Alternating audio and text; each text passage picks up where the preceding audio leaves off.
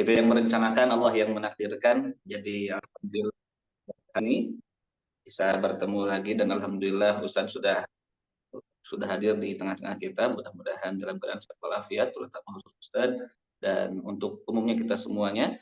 Dan marilah tanpa berpanjang kalam kita ucapkan bismillah terlebih dahulu sebagai pembuka majelis virtual kali ini dengan ucapan bismillah bersama-sama.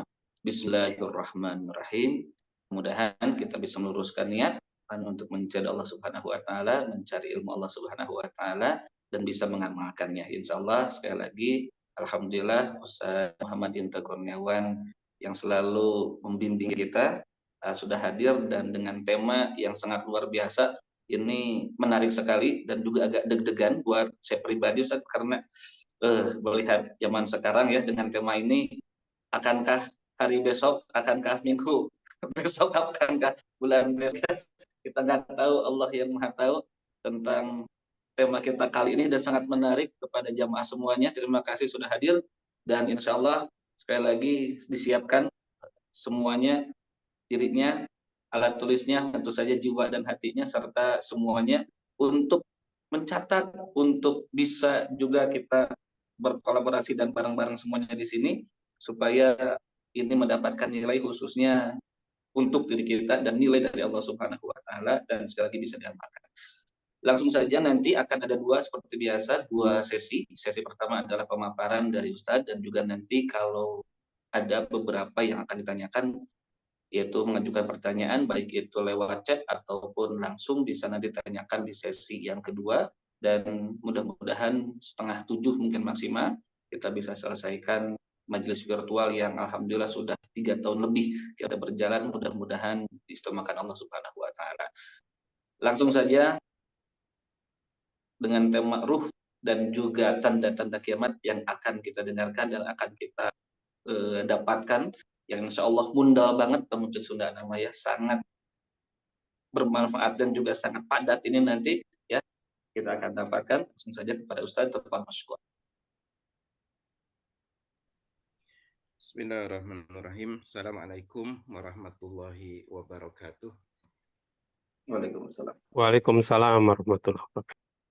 Alhamdulillahirabbil alamin wassalatu wassalamu ala asyrafil anbiya'i wal mursalin wa ala alihi wa sahbihi ajmain. Asyhadu an la ilaha illallah wahdahu la syarikalah wa asyhadu anna Muhammadan abduhu wa rasuluh la nabiyya ba'dah. Alhamdulillah, Bapak Ibu, sahabat-sahabat sekalian, pada pagi hari ini kita bisa kembali dipertemukan oleh Allah Subhanahu wa taala. Salawat dan salam semoga tetap tercurah pada Rasulullah Muhammad sallallahu alaihi wasallam serta pada keluarga, sahabat dan para pengikutnya hingga akhir zaman. Kita akan meneruskan pembahasan akidah ya, dari akidah Islamnya buku Said Sabiq. Seperti tadi sudah disebutkan bahwa tema kita pada pagi hari ini adalah tentang ruh ya, tentang masalah ruh dan kemudian nanti ada tentang tanda-tanda kiamat ya. Bapak Ibu, sahabat-sahabat sekalian, pertama kita bahas tentang ruh ya, tentang ruh. Kita sudah mengetahui, ini rasa-rasanya sudah menjadi pengetahuan umum ya, bahwa manusia itu tersusun dari dua unsur. Ada unsur jasad ya, tubuh kasar ya, dan ruh ya. Ini sudah kita ketahui. Nah, ruh manusia itulah atau hal yang bersifat halus ya di dalam diri manusia, yakni ruh. Dengan ruh itulah manusia itu menemukan ya, mengingat, berpikir, berkehendak, mencintai, membenci. Itu adalah unsur-unsur ruhani, unsur-unsur ruhaniyah ya. Jadi berpikir, berkehendak, mencintai, membenci, mengetahui itu adalah hal yang sifatnya ruhani, ruhiyah ya, ruhaniyah begitu. Dan itu tempatnya tadi di ruh kita gitu.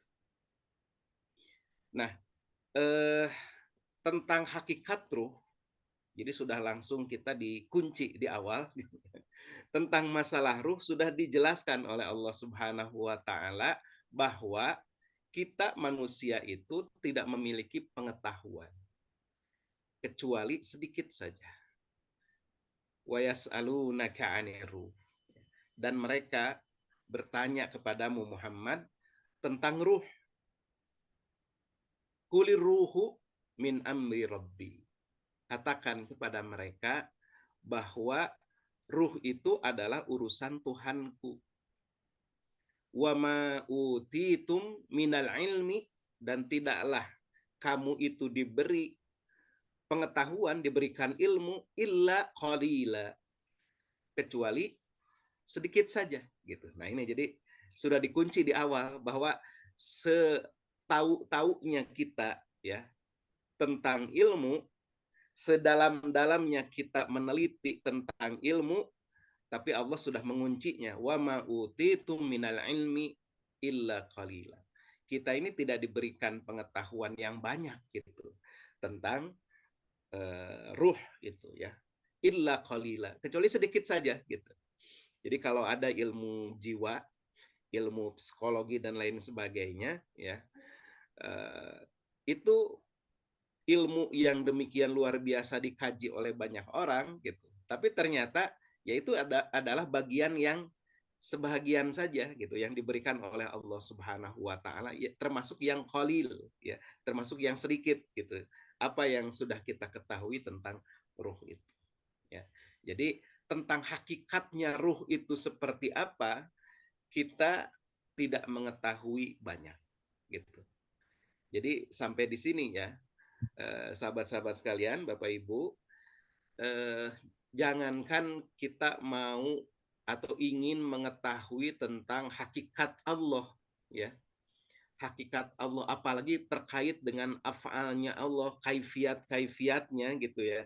Kaifiat-kaifiat itu artinya kondisi-kondisi bagaimana Allah itu begini, bagaimana Allah itu begitu gitu. Jangankan bicara tentang Allah, berbicara tentang diri kita, hal yang berkaitan dengan diri kita, bahkan esensi ya, esensi diri manusia yaitu ruh, bahkan ditegaskan wa ma utitum illa wa ma utitum minal ilmi illa qalila. Tidaklah engkau diberikan ilmu melainkan sedikit gitu tentang ruh itu, apalagi tentang Allah ya. Kita nggak bisa meneliti hakikatnya. Nah, ini untuk menegaskan bahwa Allah itu zat yang berbeda ya dengan manusia. Ya, kembali lagi tentang hakikat ruh. Jadi sekali lagi penegasan sejak awal wa ma utitu minal ilmi illa qalila. Ini kata kalimat kuncinya ya ketika kita membahas tentang ruh gitu. Nah, ada istilah ruh, ada istiwa nafs ya, jiwa, diri ya. Nah, ini ruh dengan nafs itu pengertiannya mempunyai pengertian yang sama. Ini disebutkan di dalam Quran surat Az-Zumar ya, ayat 42. Allahu yatawaffal anfus. Nah, ya. Di sini ada kalimat Allah memegang anfus. Memegang anfus ini kata jamak dari nafs ya. Jadi Allah memegang jiwa ketika matinya. Yang dimaksud di sini adalah ruh kan gitu ya. Al-anfus di sini maksudnya adalah ruh. Nah, ini yang dijadikan dasar oleh Syekh Said Sabiq bahwa ya ruh dan jiwa itu mempunyai pengertian yang sama. Allahu yatawaffal anfusuhina mautiha. Allah yang memegang jiwa orang ketika matinya. Wallati lam tamut fi manamiha. Ya. Dan memegang jiwa orang yang belum mati itu di waktu tidurnya. Jadi ketika kita tidur, ruh itu dipegang oleh Allah ya. Ya, dipegang oleh Allah Subhanahu wa taala. Nah, itu. Jadi ini ruh dengan jiwa nggak ruh dengan nafs ya, kita nggak usah bingung, itu pengertiannya sama berdasarkan Quran surat Az-Zumar ayat 42 ini. Nah, ini juga di dalam Quran surat Al-An'am ayat 93 ya. Ini juga sama. Walau tara idh zalimuna fi ghamaratil mauti wal malaikatu basitu aydihim akhriju anfusakum. Nah, ini ya. Alangkah dahsyatnya sekiranya kamu melihat waktu orang-orang zalim itu berada dalam keadaan sakaratul maut. Sedangkan malaikat memukul dengan tangannya sambil berkata, akhriju anfusakum.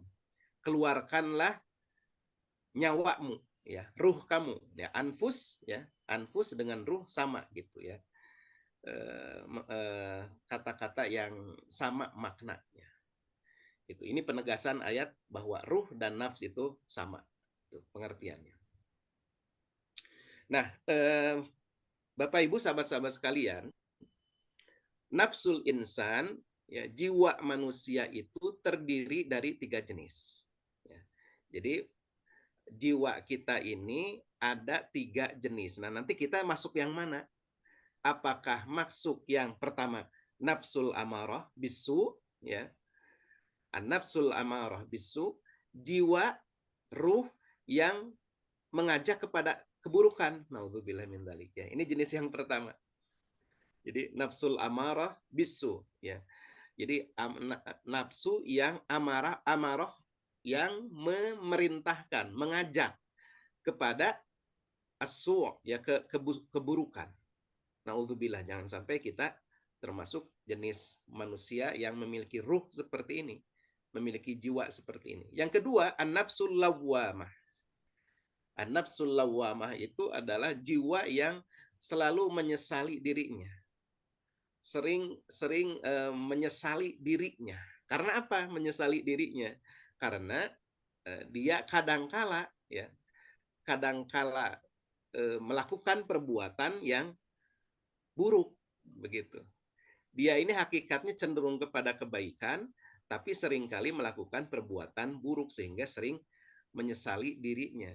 Nah, ini kalau an-nafsul lawwamah ini agak-agak mirip ini dengan jiwa kita, ya, walaupun kita berharap nih kita meningkat, ya, Bapak Ibu sekalian, kepada an-nafsul mutmainnah, ya.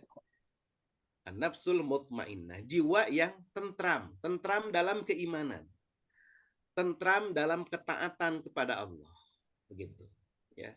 Kalau an-nafsul lawwamah ini masih ada tarik-tarikan, ya. An-nafsul lawwamah ini jiwa yang menyesali diri ini. Jadi kadangkala dia berada dalam kebaikan, keimanan, ketaatan, demikian, ya. Tapi kemudian seringkali dia ini menyimpang, ya, melakukan perbuatan yang bukan perbuatan ketaatan, gitu. Makanya dia lawwam, senantiasa menyesali dirinya sendiri.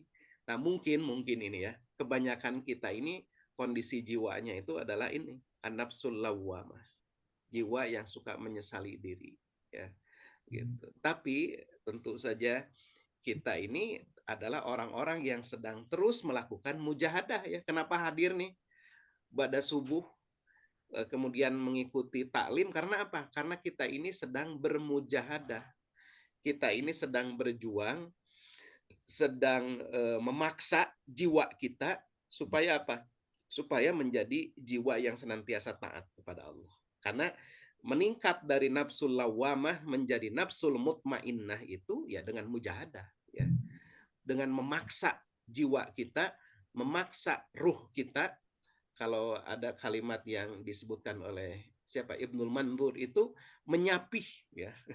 Menyapih jiwa kita itu agar kemudian apa? Taat kepada Allah, gitu. Jadi menyapih dari berbagai macam syahwat, gitu, agar kemudian taat kepada Allah Subhanahu wa taala. Itu disebut mujahadah, ya. Nah, ini sekilas saja, ya, tentang nafsul insan, nafsul amarah bisu, nafsul lawwamah, nafsul mutmainnah. Nah, ini ayat-ayatnya ini, ya. Ini ayat tentang orang yang menjadi nafsu amarah bisu. Nafsu yang senantiasa mengajak kepada keburukan. Kenapa? Ara'aita man ittakhadha ilahahu hawahu. Terangkanlah kepadaku tentang orang yang menjadikan hawa nafsunya sebagai Tuhannya. Ya, hawa nafsunya al-hawa, ya. Al-hawa, jadi keinginannya itu menjadi Tuhannya, menjadi yang diikutinya, ya. Afa anta takuna alaihi wakila.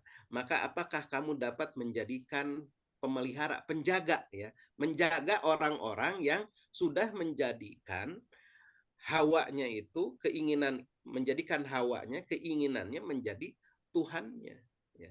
Kita diterjemahkan hawa itu jadi hawa nafsu, ya, keinginan diri, keinginan jiwa, ya. Kalau dalam bahasa Arab hawa gitu ya. Hawa itu artinya keinginan gitu. Nah, ini orang yang menjadikan keinginan dirinya menjadi Tuhannya gitu. Jadi nafsul amarah itu adalah ruh atau nafs, ya, jiwa yang ditunggangi, ya, ditunggangi oleh syahwatnya. Itulah, ya, nafsul amarah gitu. Atau ada dalam Quran surat Yusuf, ya. Ini wama ubarri'u nafsi innan nafsa la'ammarotum bisu. Dan aku tidak membebaskan diriku dari kesalahan karena sesungguhnya nafsu itu selalu menyuruh kepada kejahatan. Nah, ini di sini kata-kata nafsul amarah bisu itu dari ayat ini, ya. Quran surat Yusuf ayat 53, ya.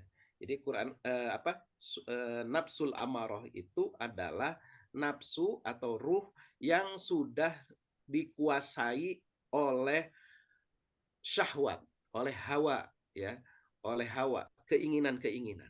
Nah, itu jangan sampai kita memiliki tipologi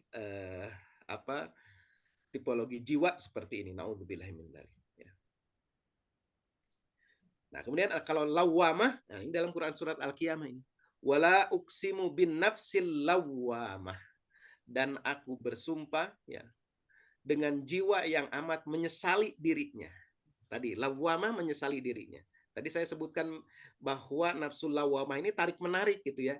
Sama kuat nih antara syahwat, hawa gitu dengan ruh, ya. Hampir sama kuat sehingga saling dorong gitu, ya. Saling mengalahkan. Nah, itu kondisi jiwa kita gitu, ya. Kebanyakan dari kita, ya. Nafsu lawamah itu.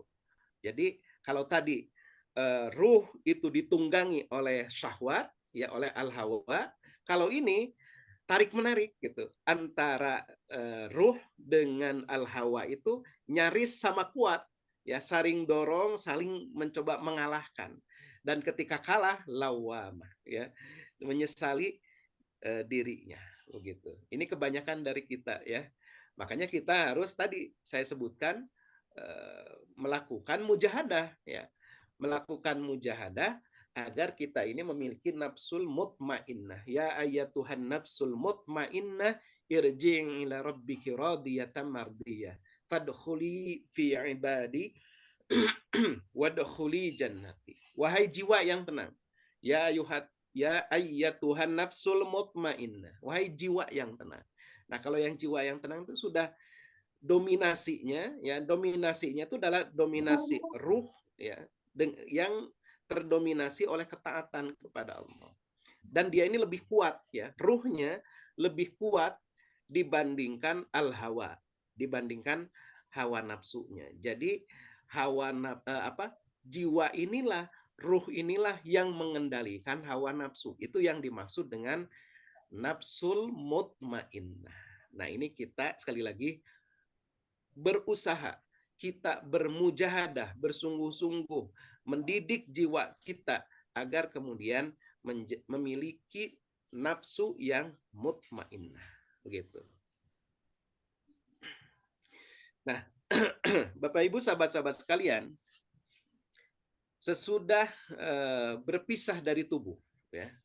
Ini saya kutip, ya, pendapat salah seorang ulama, Ibnu Taimiyah, menyebutkan bahwa mayit itu dapat mengenal serta mengetahui hal ihwal keluarga dan sahabat-sahabatnya di dunia. Ini menurut Ibnu Taimiyah ya. Saya belum menemukan hadisnya ya. Mungkin ada hadisnya, teman saya belum coba cari-cari, belum menemukan, jadi belum saya tampilkan di sini. Tapi kata Ibnu Taimiyah banyak hadis yang menyebutkan bahwa mayit itu mengenal serta mengetahui hal ihwal keluarga dan sahabat-sahabatnya di dunia. Tapi memang ada satu hadis yang mengisyaratkan tentang hal itu, yakni hadis Aisyah ya.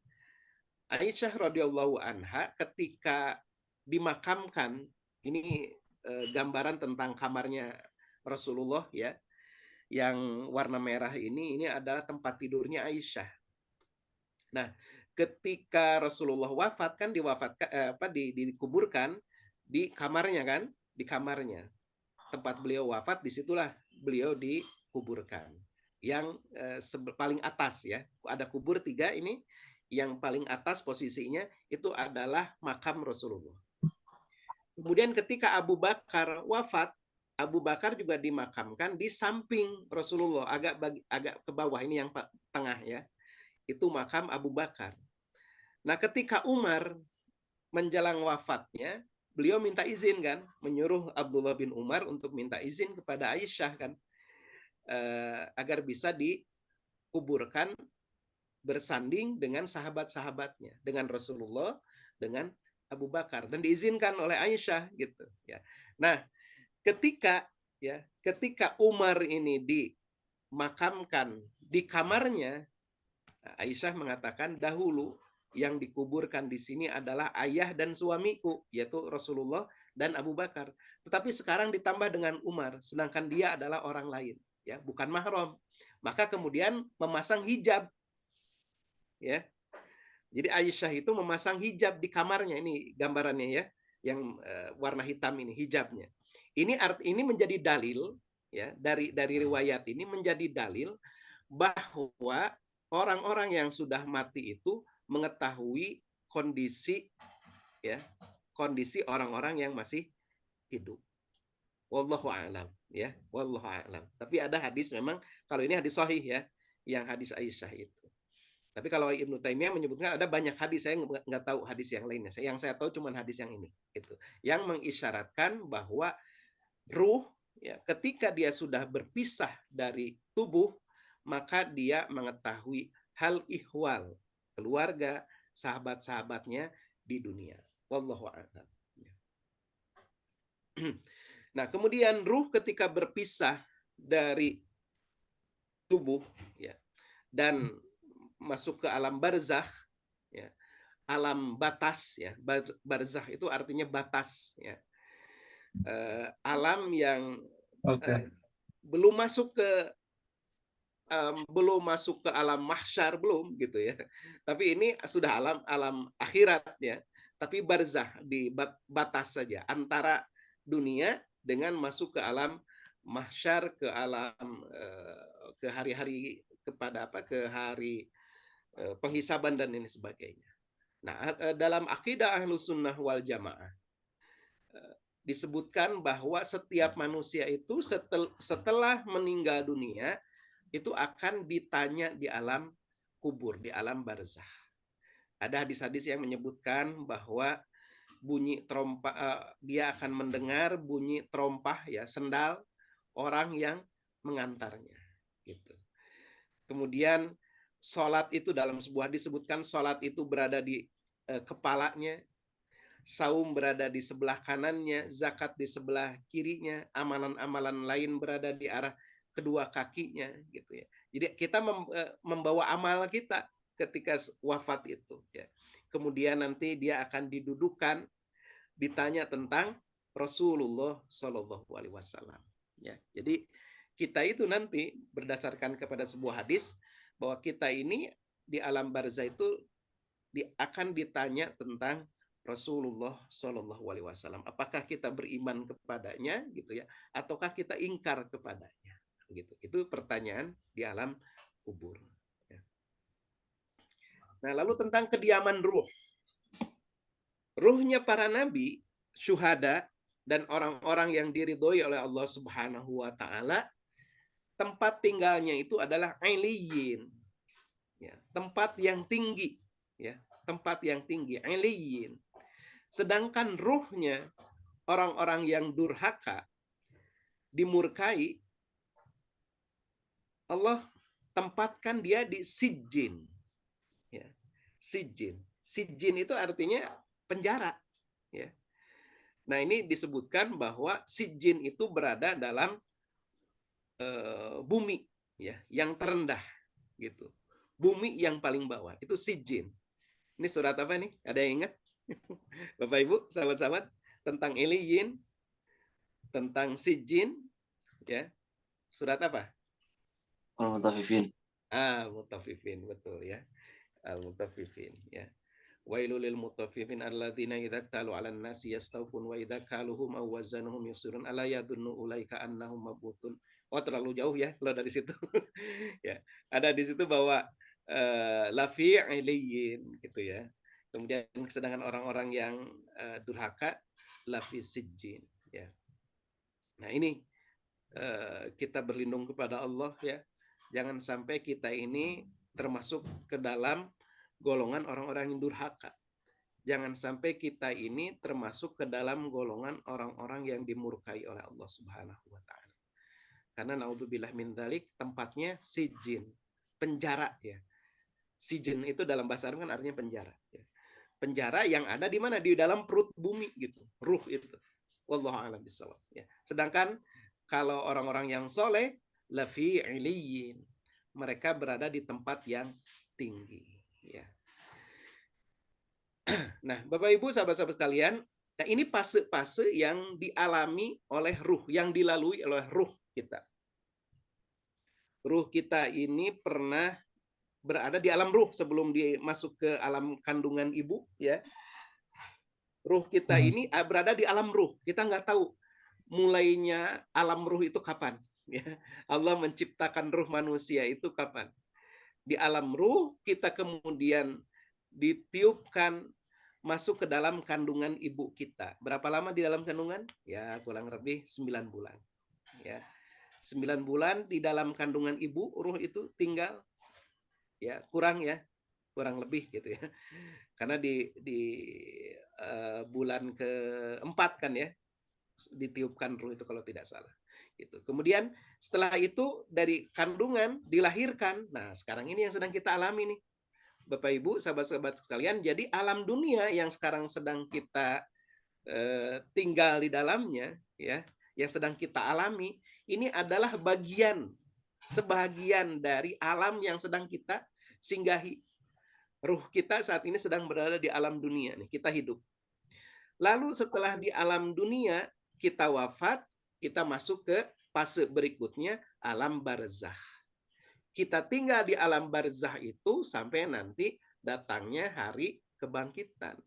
Datangnya hari kiamat, kemudian hari kebangkitan. Setelah itu kita mengalami alam akhirat, ya. Nanti alam akhirat itu ruh itu kemana? Apakah ke surga ataukah ke neraka? Yang kita harapkan, yang hadir kita semua di sini, kita memohon tentu saja kita dimasukkan ke dalam surganya Allah Subhanahu wa taala, ya, dengan kasih sayangnya Allah Subhanahu wa taala. Ini ya, fase kehidupan kita. Jadi sangat apa kalau kata Rocky Gerung, dungu, ya. Dungu kalau kata Rocky Gerung. Kalau orang, ya, dia ini hanya fokus kepada alam dunia ini. Ya. Jadi alangkah bodohnya, alangkah dungunya orang yang perhatiannya itu hanya ke alam dunia saja gitu. Dia tidak mempersiapkan untuk fase berikutnya. Itulah yang disebutkan oleh atau dijelaskan oleh Imam Asy-Syaukani, ya. Imam Asy-Syaukani itu mengatakan tentang firman Allah Subhanahu wa taala, "Iqtarabal nasi hisabuhum wa hum fi ghaflatin mu'ridun." Hampir datang kepada manusia itu masa penghisabannya, wahum fi ghaflatin mu'ridun. Sedangkan mereka itu fi ghaflatin, dalam keadaan lengah, dalam keadaan lalai. Kata orang Sunda malaweng, ya. Ketika di alam dunia tuh lalai, malaweng.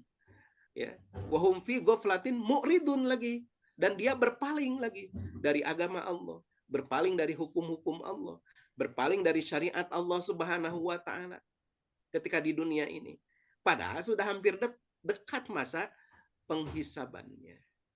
Nah, kata Imam Asy-Syaukani, yang dimaksud fi ghaflatin mu'ridun itu adalah dalam keadaan lengah dan berpaling. Itu artinya kata beliau, manusia itu banyak yang tidak mempersiapkan dirinya, mempersiapkan bekal untuk menghadapi masa penghisaban, untuk menghadapi hari penghisaban. Jadi sekali lagi, sangat bodoh, sangat dungu gitu ya, orang yang fokus perhatiannya, yang orientasi kehidupannya itu hanya kepada dunia, begitu ya.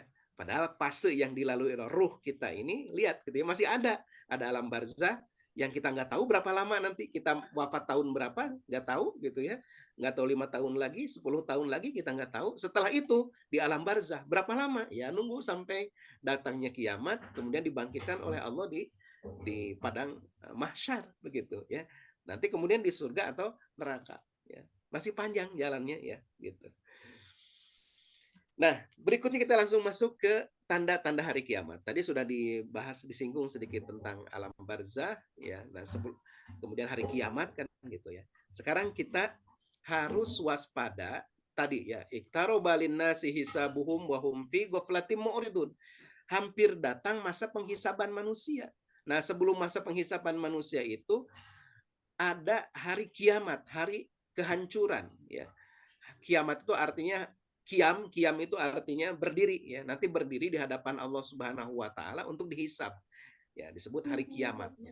Tapi maksud hari kiamat di sini adalah masa dihancurkannya alam semesta itu. Ya, alam semesta hancur. Nah, sebelum kehancuran itu ada tanda-tanda hari kiamat yang harus kita perhatikan, yang harus membuat kita ini waspada untuk mempersiapkan diri. Begitu ya, mempersiapkan diri berbekal. Apa tanda-tandanya? Nah, ini pertama dulu sebelum tanda-tandanya, kiamat itu sudah dekat. Fahal yamduruna illa sa'ata an ta'tiyahum bagtatan. Maka tidaklah yang mereka tunggu-tunggu, yakni orang-orang yang ingkar kepada Allah, illa sa'ah, kecuali hari kiamat. As-sa'ah, ya, saat datangnya kehancuran. Anta'tiyahum bagtatan, yang kedatangannya itu, as-sa'ah itu, hari kiamat itu, bagtatan, tiba-tiba datangnya itu. Ya. Faqad jaa asyratuha. Nah, ini ya. Faqad jaa asyratuha, dan sudah datang tanda-tandanya. Jadi kita bukan mengada-ada ya membahas tentang tanda-tanda datangnya kiamat, karena Allah sudah menegaskan sudah menegaskan anta'tiyahum faqad jaa asyratuha, sudah datang tanda-tandanya. Fa anna lahum idza ja'atuhum dzikrahum, ya. Maka apakah faidahnya bagi mereka kesadaran apabila kiamat itu sudah datang, begitu. Nah, jadi ini ditegaskan kiamat itu sudah dekat karena apa? Tanda-tandanya sudah terlihat. Ketika Al-Qur'an diturunkan saja, tanda-tandanya itu sudah ada. Apa di antaranya? Diutusnya Rasul, ya. Diutusnya Rasulullah SAW itu adalah tanda-tanda datang dekatnya kiamat kan gitu. Ya, itu tanda yang pertama gitu. Nah, ini ya. Disebutkan begini, bu'itsu ana wasa'atu kahatain, kata Rasulullah. Jarak diutusnya aku dengan hari kiamat itu seperti dua jari ini. Ya, kahatain, seperti ini. Rasulullah sambil mengisyaratkan dua jarinya. Seperti dua jari. Ya. Jadi jarak antara diutusnya Rasul dengan datangnya hari kiamat itu berdekatan gitu maksudnya. Ya. Bu'itsu ana, diutusnya aku, wasa'ah, dan hari kiamat, kahatain, seperti ini, dua jari. Jadi amat dekat. Jadi tanda awal ya dekatnya kiamat itu adalah diutusnya Rasulullah Shallallahu Alaihi Wasallam. Jadi munculnya Rasul terakhir itu sudah menjadi tanda datangnya, ya, semakin dekatnya hari kiamat. Begitu. Dari sejak diutusnya Rasul sampai sekarang sudah 1446 tahun, ya. Nah, itu dalam hitungan dunia kayak lama gitu ya. Tapi dalam hitungan akhirat itu ya dibandingkan dengan lamanya kita di akhirat itu hanya sekejap saja, begitu ya. Nah, tanda-tanda kecil. Jadi ada tanda-tanda kecil, ada tanda-tanda besar ya, Bapak Ibu sekalian. Tanda kecil ini yang sudah masyhur ini ya, kita tahu. Dan dalam hadis Jibril yang panjang, ketika Rasulullah Shallallahu Alaihi Wasallam ditanya, ya, fa akhbirni anis sa'ah, wahai Muhammad, jelaskan kepadaku tentang as-sa'ah, tentang hari kiamat, gitu. Kemudian Rasulullah menjawab, antalidal amatu robbatah. Jika seorang hamba melahirkan tuannya, ya. Nah, ini antalidal amatu robbataha ini penafsirannya ini ada macam-macam ya. Jadi seorang hamba melahirkan tuannya. Jadi ada situasi kondisi di mana banyak hamba sahaya itu melahirkan tuannya. Dalam arti apa adanya ya sebenarnya. Ini memang pernah terjadi ya. Jadi banyak terutama kalau Bapak Ibu membaca sejarah ya, sejarah Bani Abbasiyah. Bani Abbasiyah itu kebanyakan para khalifah Bani Abbasiyah itu adalah ummu walad, ya, ummu walad gitu. Jadi dilahirkan dari seorang ummu walad. Artinya ibunya itu adalah hamba sahaya yang sudah dinikahi gitu oleh ayahnya, ya. Itu disebutnya ummu walad, begitu. Nah, itu terjadi di masa-masa Abbasiyah itu nyaris ya, nyaris mungkin tidak seluruhnya tetapi sangat banyak sekali khalifah-khalifah di Bani Abbasiyah itu yang lahir dari seorang ummu walad, begitu. Tapi juga ada yang menafsirkan bahwa yang dimaksud antalidal amatu robbataha itu adalah bagaimana perilaku atau kondisi sosial di mana para orang tua itu seolah-olah menjadi apa ya, bahasa kasarnya menjadi babu gitu. Dan si anak-anak ini seolah jadi tuannya, jadi bosnya gitu. Jadi si anaknya itu seenaknya aja gitu ya. Dia ini nyuruh-nyuruh gitu ya, seperti seorang tuan kepada pembantunya. Ada juga yang menafsirkan seperti itu. Itu tanda kiamat ya. Kondisi seperti itu tanda telah dekatnya kiamat. Antalidal ammatu robbataha. Kemudian yang berikutnya wa antaral khufatal uratal ala ri'a'at syai yatatawaluna fil bunyan.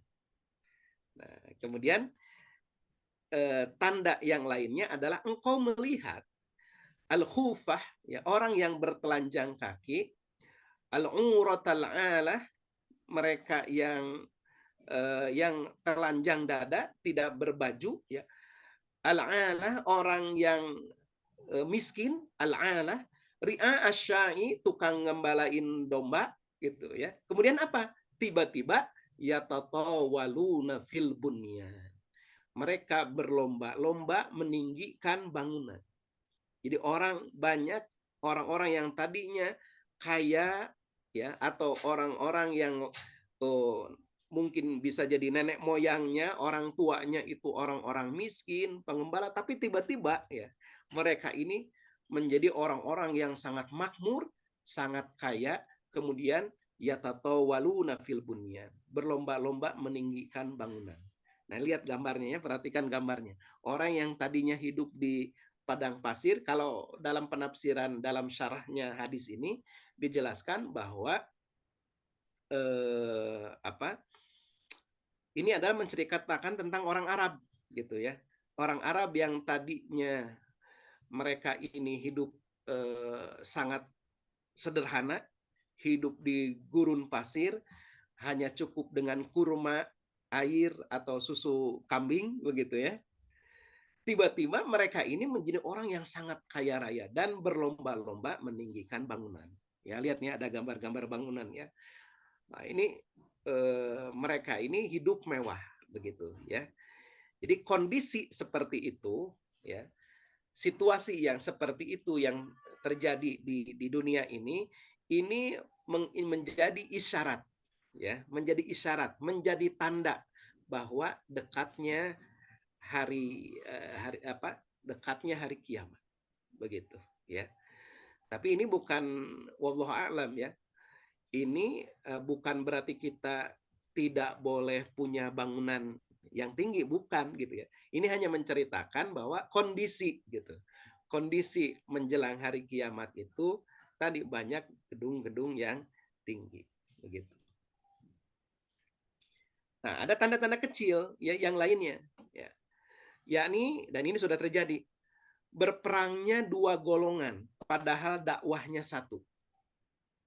Kalau di bukunya Said Sabiq itu dijelaskan yang dimaksud ini adalah peperangan yang pernah terjadi antara Muawiyah ya radhiyallahu anhu dengan Ali bin Abi Thalib radhiyallahu anhu, dua sahabat Rasulullah. Ya, pernah terjadi perang Siffin namanya ya. Ada ini kajian sejarah, harus saya nggak akan menceritakan ya. Tapi kalau mau bisa aja nanti ke depan ya kita membahas tentang ini gitu ya. Jadi pernah terjadi peperangan namanya perang Siffin antara Ali bin Abi Thalib dengan Muawiyah ya. Nah, ini tanda kiamat ya. Kemudian munculnya kaum pendusta yang mengaku sebagai nabi. Mengaku sebagai nabi, nabi-nabi palsu. Kemudian lenyapnya ilmu dengan dimatikannya, diwafatkannya para ulama. Banyak ulama yang wafat, ini juga tanda-tanda datangnya hari kiamat. Tapi tanda-tanda kecil. Banyak gempa bumi. Ya. Banyaknya gempa bumi. Secara ilmiah kan gempa itu terjadi karena diantaranya ya karena pergeseran lempeng bumi ya. Lempeng bumi itu lempeng bumi itu bergeser itu karena inti bumi kan api ya, lahar api di dalam tanah yang terus ya berputar kan begitu, berputar sehingga si lempeng yang di atasnya itu bergeser. Itu secara ilmiahnya seperti itu gitu. Nah, kondisi banyaknya gempa bumi mungkin mengisyaratkan tentang sudah tuanya gitu ya. Sudah tuanya bumi gitu. Ini menjadi tanda ya, tanda semakin dekatnya hari kiamat. Kemudian ada di dalam hadis itu disebutkan zaman berdekatan. Ya. Zaman berdekatan kalau dalam penafsirannya para ulama saat ini bahwa zaman berdekatan terutama kita ya, dan saya bacanya di buku Said Sabiq, zaman berdekatan itu misalnya ya sekarang kendaraan ini, transportasi ini membuat kita ini merasakan bahwa waktu ini sangat berdekatan. Bapak Ibu mungkin ada yang pernah naik kereta api cepat ya, naik bus ya, naik bus ini dekat rumah saya ini gitu ya tempatnya. Kan itu dari Bandung ke Jakarta cuma berapa ya? Cuma kalau nggak salah berapa? 30 menit, setengah jaman ya kurang lebih gitu. Yang biasanya kalau ditempuh, apalagi kalau ditempuh pakai kuda ya gitu. Dari Bandung ke Jakarta berapa lama gitu. Pakai mobil ya antara sebelum ada tol gitu ya, itu bisa 5 jaman kan kurang lebih gitu ya. Setelah ada tol, kemudian kalau lancar bisa 2 jam gitu ya, kalau lancar gitu. Bisa 2 jam. Nah, saat ini dari Bandung ke Jakarta gitu, itu hanya sekitar setengah jam pakai kereta api cepat gitu ya. Nah, ini zaman berdekatan. Jadi maksudnya bukan berarti kita kemudian dilarang naik kereta cepat, dilarang bikin sesuatu yang bisa memudahkan, bukan. Tapi ini hanya sekedar memang menjelaskan kondisi saja, bahwa kondisi datangnya hari kiamat itu di mana ya ini isyarat bahwa misalnya teknologi sudah semakin maju gitu ya, seperti itu. Kemudian tanda-tanda kecil yang lainnya, banyak terjadi fitnah. Fitnah di sini maksudnya terjadi kekacauan-kekacauan, kerusakan-kerusakan ya. di berbagai bidang kehidupan. Kita menyaksikan banyak sekali kekacauan-kekacauan, pertikaian-pertikaian gitu ya. Dalam bidang ekonomi bertikai, dalam bidang ilmu ya, para ulama tanda kutip juga bertikai gitu ya. Dalam bidang ekonomi bertikai gitu. Dalam bidang politik apalagi kan, politik bertikai gitu. Nah, ini banyak terjadi fitnah, banyak terjadi pembunuhan ya. Nah, apalagi nih di Palestina saat ini sudah 39.000 ya Bapak Ibu ya, barangkali ada yang tidak terlalu memperhatikan jumlahnya gitu ya. Saat ini sudah 39.000 ya di Palestina itu 39.000 lebih. Dan saya agak tadi kalau kata siapa tadi ya pembawa acara, agak deg-degan ya. Kalau saya agak deg-degan nih terkait dengan Palestina ini ya. Deg-degannya itu ya, saya bukan deg-degan kejadian kiamatnya. Saya mah deg-degannya itu adalah khawatir kalau kiamat datang ya, saya dalam keadaan tidak beriman kepada Allah gitu ya. Nah, ini dalam sebuah hadis ya Bapak Ibu sekalian, kan ada hadis sahih ya. Ini kali yang pertama hadis sahih yang saya sebutkan. Nanti saya sebutkan hadis dhaif ya. Hadis yang sahih ada menyebutkan Rasulullah itu menganjurkan kepada kita itu untuk melakukan ribat ya. Melakukan ribat.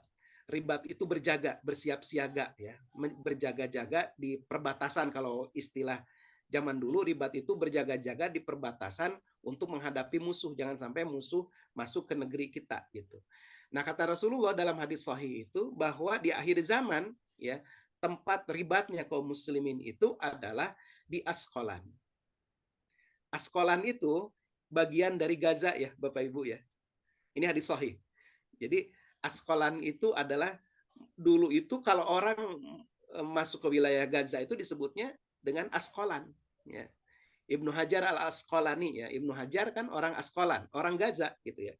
Imam Syafi'i juga beliau adalah orang Asqalan ya, orang Gaza ya, lahir di Gaza gitu dalam salah satu pendapat ya Imam Syafi'i itu. Nah, di akhir zaman gitu kata Rasulullah, menjelang sebelum datangnya hari kiamat, kalian itu akan melakukan ribat di Asqalan. Ya, kaum muslimin itu kan berjaga-jaga di Asqalan, yaitu di Gaza. Nah, sekarang ini gitu yang kita lihat, saudara-saudara kita melakukan ribat ya, berjaga mereka di Asqalan di Gaza. Ini hadis sahih. Nah, ada hadis dhaif. Ada hadis dhaif ya. Ini saya garis bawahi ya. Ini hadis dhaif. Artinya kita belum tahu keotentikan hadis ini. Ada menyebutkan, tapi ini saya jadi teringat gitu dengan apa yang terjadi di Palestina. Di dalam hadis dhaif itu disebutkan bahwa nanti kata Rasulullah akan ada 50.000 syuhada di Asqalan. Ya, saya ulangi ya. Kata Rasulullah akan ada 50.000 syuhada di Asqalan, kata Rasulullah. Tapi ini hadisnya dhaif. Tapi kalau ternyata betul nanti ya, kalau ternyata betul nih ya, di Gaza itu yang syuhada itu mencapai 50.000, berarti hadis ini bukan hadis dhaif. Begitu ya. Berarti hadis itu bukan hadis dhaif gitu. Karena terbukti gitu ya. Terbukti misalnya sesuai dengan kejadian ya, bahwa di Asqalan atau di Gaza itu sudah muncul syuhada 50.000 ya. Wallahu a'lam, wallahu a'lam. Nah, ini tanda yang berikutnya, orang-orang yang bermegah-megahan di gedung-gedung yang tinggi yang tadi ya hadisnya ya. Wa antaral khufatal urata ri'a asya'i atau tawaluna fil bunyan ya. Nah, itu tanda-tanda kecil yang tadi. Sekarang tanda-tanda besar ya. Tanda-tanda besar. Di dalam hadis riwayat Muslim, saya langsung, ini karena waktu ya, saya langsung baca terjemahnya saja. Sesungguhnya tanda kiamat yang pertama kali keluar adalah terbitnya matahari dari arah barat. Ya, terbitnya matahari dari arah barat. Biasanya matahari itu terbit di sebelah timur. Ini matahari terbit di arah barat. Satu itu. Yang kedua, keluarnya, lalu setelah itu keluarnya binatang dari dalam bumi. Wa khurujud dabbah, keluar dabbah, binatang dari perut bumi. ya, muncul di tengah-tengah manusia di waktu duha, kata Rasulullah. Jadi waktu duha itu kan waktu orang sedang sibuk-sibuknya, ada yang ke sekolah gitu ya, ada yang kerja di kantor gitu, ada yang sedang sibuk di jalanan juga sedang sibuk ya, motor, mobil segala macam gitu. Muncul di tengah-tengah di tengah-tengah manusia di waktu duha, binatang. Dan kata Rasulullah, mana saja di antara keduanya yang terlebih dahulu keluar, maka yang lainnya setelah itu akan muncul dalam waktu dekat. Tanda-tanda besar lainnya akan muncul. Begitu, ya. Jadi terbitnya matahari dari arah barat atau keluarnya binatang, mana aja itu yang duluan gitu. Tapi dua ini ya, dua tanda besar. Terbitnya matahari dan munculnya binatang dari perut bumi, gitu. Nah, kemudian termasuk ini ya, Bapak Ibu sekalian, termasuk tanda besar itu adalah munculnya Imam Mahdi. Imam Mahdi pemimpin. Imam artinya pemimpin, Mahdi artinya yang diberikan petunjuk, yang diberikan hidayah oleh Allah. Jadi Imam Mahdi itu bukan namanya Imam Mahdi, bukan ya. Tapi ini sebutan ya. Imam Mahdi, imam yang diberikan petunjuk. Namanya Imam Mahdi itu Muhammad bin Abdullah. Karena ini berdasarkan hadis sahih ya. Jadi nanti dari dzurriyyah Rasulullah SAW itu akan muncul ya orang yang akan menegakkan keadilan, kata Rasulullah ya. Dan namanya adalah seperti namaku gitu ya, dan nama bapaknya seperti nama bapakku, kata Rasulullah. Maka namanya itu adalah Muhammad bin Abdullah atau Ahmad bin Abdullah. Beliau ini adalah dzurriyyah Rasulullah, keturunan Rasulullah SAW ya, anak cucu dari jalur Hasan. Al Hasan, cucu Rasulullah ya, Al Hasan. Yang dia ini berdasarkan salah satu hadis, dia ini akan muncul di tengah-tengah manusia, menegakkan keadilan, menyebarkan keadilan ke seluruh penjuru bumi. Ya, dari anak cucu Hasan. Tapi kalau versi Syiah, Bapak Ibu ya, Imam Mahdi versi Syiah, Imam Mahdi itu sudah muncul. Kalau versi Syiah, Imam Mahdi itu sudah muncul. Muhammad Al-Askari namanya. Dan dia itu pernah muncul, kemudian menghilang, dan nanti di akhir zaman akan muncul lagi. Jadi kalau orang-orang Syiah menunggu-nunggu datangnya Imam Mahdi, ini beda dengan menunggu-nunggunya Imam Mahdi bagi kalangan Sunni, ya, kalangan Ahlu Sunnah, begitu. Ya. Nah, pada masa munculnya Imam Mahdi, jadi setelah Imam Mahdi itu, nanti berikutnya adalah munculnya Al-Masihud Dajjal. Munculnya Dajjal, dan berikutnya adalah menurut akidah Ahlus Sunnah wal Jamaah berdasarkan kepada hadis Rasulullah SAW adalah apa? Turunnya Nabi Isa di akhir zaman. Ya, jadi Imam Mahdi, setelah Imam Mahdi kemudian nanti Imam Mahdi ini akan berperang ya melawan Dajjal bersama-sama dengan Nabi Isa, karena yang bisa membunuh Dajjal itu adalah Nabi Isa nanti, begitu ya. Nah, tentang banyak hadis ya. Nah, ini kita harus hati-hati ya Bapak Ibu. Banyak hadis tentang Imam Mahdi ini, cuma kita untuk menjaga ya, ini karena ini kaitannya dengan masalah akidah juga gitu ya. Maka kita pilih saja hadis-hadis yang sahih. Karena banyak juga hadis-hadis tentang Imam Mahdi, tapi ini hadis-hadisnya hadis-hadis yang dhaif ya, bahkan hadis-hadis yang palsu gitu. Nah, kita ambil saja hadis-hadis yang sahih. Saya sarankan mungkin ada buku khusus tentang Imam Mahdi, tapi ada di antara buku yang bisa dibaca ya, dan di sana dijelaskan ini kedudukan hadisnya. Itu ada, saya lupa buku terjemahan yang agak tebal ya, tentang ensiklopedia akhir zaman atau apa gitu ya. Saya lupa itu, ada bukunya tebal. Dulu saya dikasih hadiah tuh ya buku itu. Tapi sudah saya hadiahkan lagi gitu. Nah, itu di situ ada tentang Imam Mahdi agak detail, kemudian disebutkan hadis-hadisnya gitu ya. Nah, di antara hadis yang sering dikemukakan itu bahwa nanti Imam Mahdi itu akan muncul di akhir zaman, kemudian dia akan dibaiat oleh para ulama di depan Ka'bah, ya, diangkat dia menjadi pemimpin. Nah, kemudian orang-orang Arab akan memerangi Imam Mahdi, kemudian Imam Mahdi itu akan memenangkan pertempuran melawan orang-orang Arab itu, dan kemudian nanti Imam Mahdi itu pusat pemerintahannya itu adalah di wilayah Damaskus, ya, di wilayah Syria, gitu ya. Wallahu alam. Ini bahasannya harus panjang kalau mau secara khusus, ya. Kita lanjutkan. Nah, ini tentang turunnya Nabi Isa. Ini hadis riwayat Bukhari ini, ya. Dan demi jiwaku yang berada di tangannya, sudah dekat saatnya di mana akan turun pada kalian Ibnu Maryam, yaitu Isa Ibnu Maryam alaihissalam, sebagai hakim yang adil. Dia akan menghancurkan salib. Dia akan membunuh babi, menghapus jizyah, ya, upeti, pajak, dan akan pada saat turunnya Nabi Isa itu akan melimpah ruah harta benda hingga tidak ada seorang pun yang mau menerimanya. Ini hadis sahih riwayat Bukhari, ya.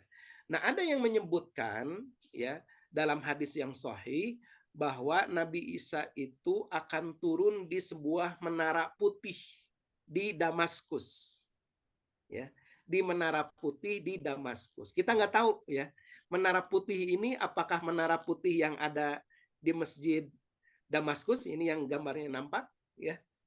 Dan sekarang sudah sebagian area masjid ini sudah hancur kan karena ada konflik di Syria, ya, gitu. Nah, tapi para ulama ada yang menyebutkan, ya, karena melihat kan masjid ini masjid dari sejak masa Bani Umayyah, ya. Mereka mengatakan jangan-jangan ini, gitu.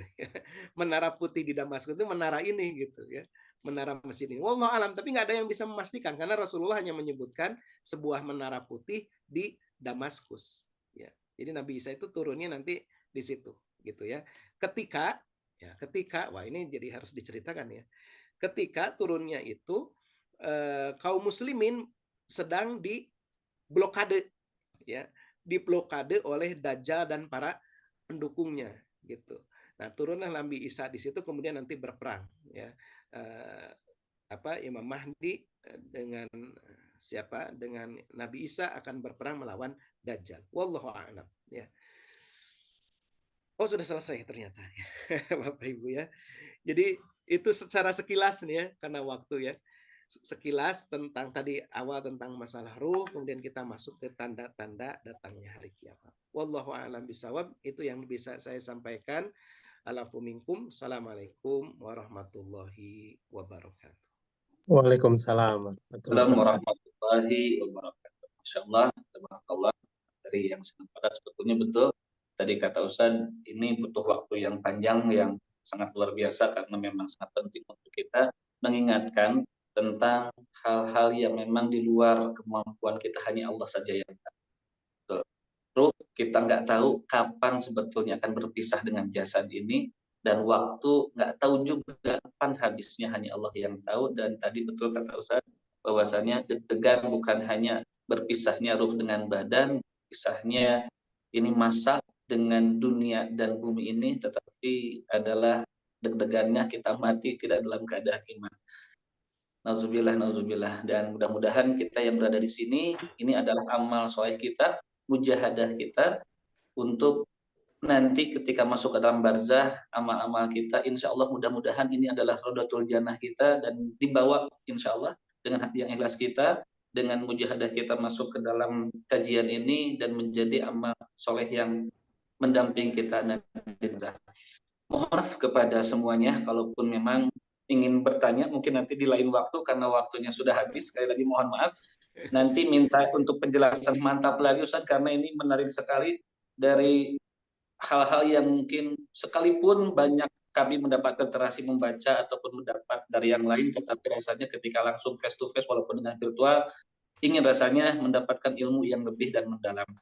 Bapak, Ibu, majamaah, makumullah, sebelum kita tutup dengan kerendahan hati kami, mungkin kami ingin meminta untuk dipimpin doa Ustaz. Mudah-mudahan meninggalnya kita nanti ingin semuanya, bukan hanya di virtual, tetapi juga nanti di akhirat nanti kita bertemu lagi dalam keadaan yang jiwa yang tenang gitu seperti itu, nafsul mutmainah seperti itu, dan mudah-mudahan kita dalam keadaan husnul khatimah. Mohon dengan kerendahan hati untuk supaya kita dapatkan ridho Allah Subhanahu wa taala. Baik, Kang Fajar. Bapak Ibu sekalian, marilah kita memohon kepada Allah Subhanahu wa taala. Yang kita harapkan adalah Allah Subhanahu wa taala senantiasa membimbing kita agar istiqomah ya di dalam agamanya ini ya. Kita awali dengan membaca Al-Fatihah. A'udzubillahi minasyaitonirrajim. Bismillahirrahmanirrahim. Alhamdulillahirabbil alamin. Ar-Rahmanir-Rahim. Maliki yaumiddin. Iyyaka na'budu wa iyyaka nasta'in. Ihdinas siratal mustaqim. Siratal ladzina an'amta 'alaihim ghairil maghdubi 'alaihim waladdallin. Rabbana lakal hamdu kama yanbaghi li jalali wajhika wa 'azimi sultanik. Allahumma shalli ala Muhammad abdika wa nabiyyika wa rasulika nabiyil ummi wa ala alihi wa sahbihi wa sallim taslima. Adada ma ahata bihi ilmuk wa khatta bihi qalamuk wa ahsahu kitabuk. Waradallahu an sadatina Abi Bakrin wa Umar wa Uthman wa Ali wa sahabati ajma'in wa tabi'in wa tabi'in bi ihsanin ila yaumiddin. Allahumma ghfiril mu'minina wal mu'minat wal muslimina wal muslimat al ahya'i minhum wal amwat. Rabbana la tuzigh qulubana ba'da idh hadaitana wa hab lana min ladunka rahmah innaka antal wahhab. Rabbana zalamna anfusana wa illam taghfir lana wa tarhamna lanakunanna minal khasirin. Rabbana hab lana min azwajina wa dhurriyyatina qurrata a'yun waj'alna lil muttaqina imama. Allahumma rzuqna rizqan halalan tayyiban wa ilman nafi'a wa amalan mutaqabbala. Allahumma inna nas'aluka ridhaka wal jannah wa na'udzubika min sakhatika wan nar. Allahumma ansur ikhwanana al-muslimina wal mujahidina fi Filistin. Allahumma thabbit imanahum wansurhum 'alal qaumil kafirin. Rabbana atina fid dunya hasanah wa fil akhirati hasanah wa qina adzabannar. Subhana rabbika rabbil izzati amma yasifun wa salamun 'alal mursalin walhamdulillahi rabbil alamin. Amin ya Allah. Dan yakin Allah akan menjawab doa-doa kita. Dan terima kasih sekali lagi semuanya, adalah sesi akhir untuk penutupan. Mudah-mudahan kegiatan kita semuanya, acara kita semuanya, amal kita semuanya diterima Allah Subhanahu wa taala dengan didasari tentu saja keimanan dan ketakwaan. Dan terima kasih Ustaz, mohon tetap sehat, tetap semangat untuk membimbing umat, dan insya Allah nanti kita akan bertemu lagi di kesempatan dengan teman-teman yang insya Allah akan bermanfaat untuk kita semuanya. Dan kepada jamaah tetap pantengi atau nantikan link-link selanjutnya yang akan terus dibagikan oleh PC kita, oleh RTP kita atau yayasan kita dari Al-Irsyad Al-Islamiyah, yang insya Allah sekali lagi ini menjadi suatu amal soleh dan keistiqomahan kita untuk taat kepada Allah Subhanahu wa taala. Terima kasih, mohon maaf apabila kami ada kesalahan. Saya Fajar Rahmanuddin sebagai MC kali ini. Insya Allah nanti kita akan bertemu lagi di lain waktu. Sekian, mari kita tutup dengan doa akhir majelis. Alhamdulillahirabbil alamin. Astaghfirullahaladzim. Subhanakallah bihamdika asyhadu an la ilaha illa anta astaghfiruka wa atubu ilaik.